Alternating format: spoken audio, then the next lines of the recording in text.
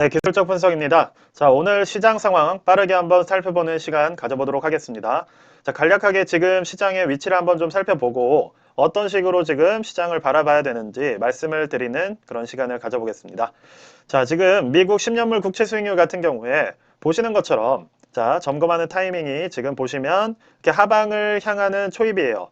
자, 하방을 향하는 초입인데 지금 K값 자체가 이렇게 강하게 뚫고 내려간 상황이기 때문에 어느 정도는 당분간 안정화된 흐름을 보일 수가 있는 상황입니다. 즉, 채권 분야에서는 먼저 조금 안정화된, 자, 채권은 일단 채권 시장은 오케이라고 보시면 될 것 같아요. 자, 그렇다면 두 번째로는 이제 뭐 채권 가격도 비슷하게 움직이는 것이기 때문에 계속해서 빠지던 채권 가격이 어느 정도 한 51선 저항, 한 130선까지는 반등을 하려는 모습이 나오고 있어요. 그렇다면 당분간은 채권 분야에서는 다음 FOMC 회의가 어떻게 보면 나오기 전까지는 조금 안정화된 흐름으로 갈 수가 있다는 거겠죠. 그렇죠? 자, 그래봤자 뭐 3, 4일 남은 상황이긴 하지만 어느 정도 이제 다음 FOMC 회의의 인상분이 계속해서 공개가 돼 있었기 때문에 선반영이 돼 있다고 보실 수도 있을 것 같아요. 그러니까 다음 FOMC 회의 것까지는 어느 정도는 선반영이 되었다가 안정되는 흐름으로 가는 모습일 수 있기 때문에 여러분께서는 너무 뭐 숏에만 베팅을 한다거나 좀 중립적으로 지금 시장을 보는 게 좀 중요해 보입니다. 자, 두 번째로는 이제 빅스예요, 빅스. 자, 빅스 같은 거는 결과적으로 우리가 해칭하는 옵션 비율을 가지고서 시장이 얼마나 지금 하방을 생각하고 있고 불안감에 대비를 하고 있는지를 보여주는 것인데 지금 어떻게 보면 해칭에 대한 옵션 비중 자체가 그렇게 높지가 않다는 거예요. 그러면 일단 기관이든 실제 선물 투자를 하시는 분들도 지금은 어느 정도 시장을 안정화된 흐름으로 보고 있다는 것이고 중요한 것은 추세 자체가 아직 이렇게 하방으로 잡혀 있는 상황이에요. 저 같으면 투자를 고려하는 시기는 이런 식으로 추세가 상방으로 전환될 때 이제 하락에 대비를 하는 것이고 지금은 완연하게 이렇게 하방, 즉 빅스가 안정화되는 흐름으로 움직이고 있기 때문에 굳이 우리가 이렇게 하방을 향하는 와중에 하락을 대비할 필요는 없다는 생각이에요. 저는 그래서 뭐 줍줍이든 예를 들어서 비중을 늘리실 때도 오를 때쯤에 늘리는 것이 가장 좋은 것이고 이렇게 내리고 있을 때 우리가 상승을 예상하는 것 자체는 그렇게 합리적이지 않다라고 개인적으로 좀 생각을 하고 있습니다.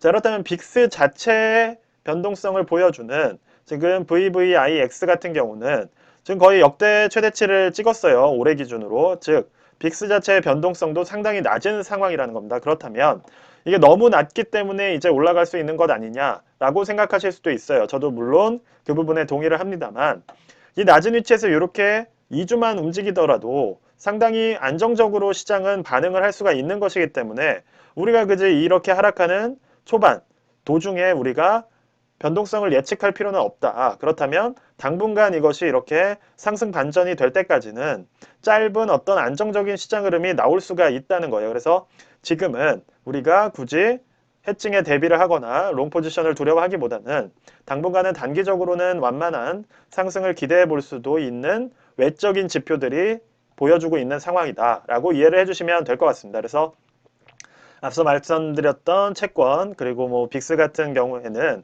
어느 정도 시장이 단기적으로 안정될 수 있는 모습을 보이고 있다. 이렇게 이해를 해주시면 될 것 같아요. 자, 그렇다면 구체적인 이제 지수를 좀 살펴보시자면 어제 같은 경우는 이제 나스닥이 조금 2% 정도 빠지는 모습이 나왔어요. 자, 선물에서도 조금 빠지는 모습이 나왔었는데 저는 이게 뭐 그렇게 크게 의미가 있다고 보진 않습니다. 어제 하락 자체는 왜냐하면 어쨌든 주요 성장주들이 실적 발표가 있었고 그렇게 좋지 않게 나올 거라는 예상들은 있었기 때문에 그 부분이 반영된 부분이라고 생각을 하고 있어요. 그래서 반대로 뭐 S&P 500이나 다우존스 같은 경우는 크게 영향을 받는 모습이 나오질 않았습니다. 그래서 특히나 다우존스 같은 경우는 지금 계속해서 상승을 하는 모습을 보이고 있는 상황이에요.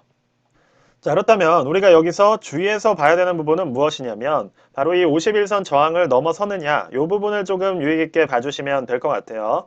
자, 이제 51선에 점점 접근을 하고 있고 자, 이런 식으로 뚫고 올라간다면 단기적으로 200일선 즉 12,000선까지는 올라갈 수 있는 여력이 생기는 거예요. 그렇지만 만약에 여기서 자, 이전처럼 제가 이때 영상을 여러 번 말씀을 드렸었죠.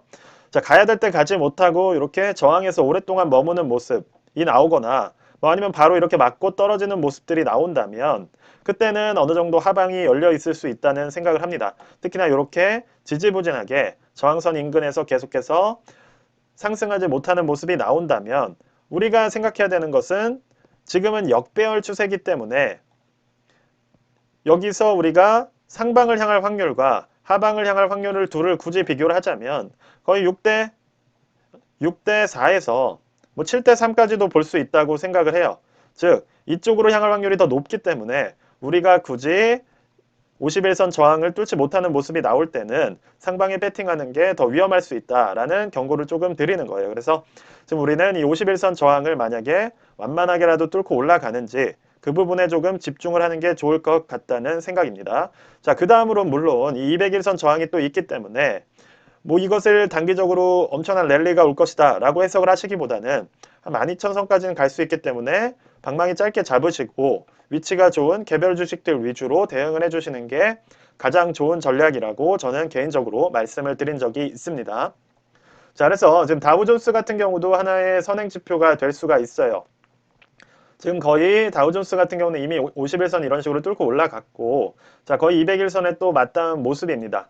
자, 그렇다면 다우존스가 만약에 지금 선행하는 지수로 움직이고 있기 때문에 이 201선을 어느 정도라도 완만하게 뚫어서 이렇게 도전을 한다면 한 이 정도 시간 동안은 우리 나스닥이나 S&P 500도 안정적인 흐름을 보일 수가 있는 거겠죠. 그런데 만약에 자, 다우존스가 201선 저항에서 이제 맞고서 추세 자체가 이렇게 하방으로 전환을 하게 된다면 그때는 뒤따라오던 S&P 500이나 나스닥 역시도 하방을 향할 확률이 높아질 수 있다.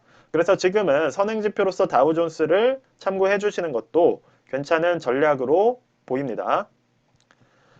그래서 지금 시장을 조금 정리를 해드리자면 성장주보다는 가치주들이 지금 보시는 다우존스 같이 힘을 받고 있는 상황이고, 즉 필수재라던가 미국 내수를 책임지는 그런 종목들이 지금은 조금 안정적인 흐름을 보이고 있어요.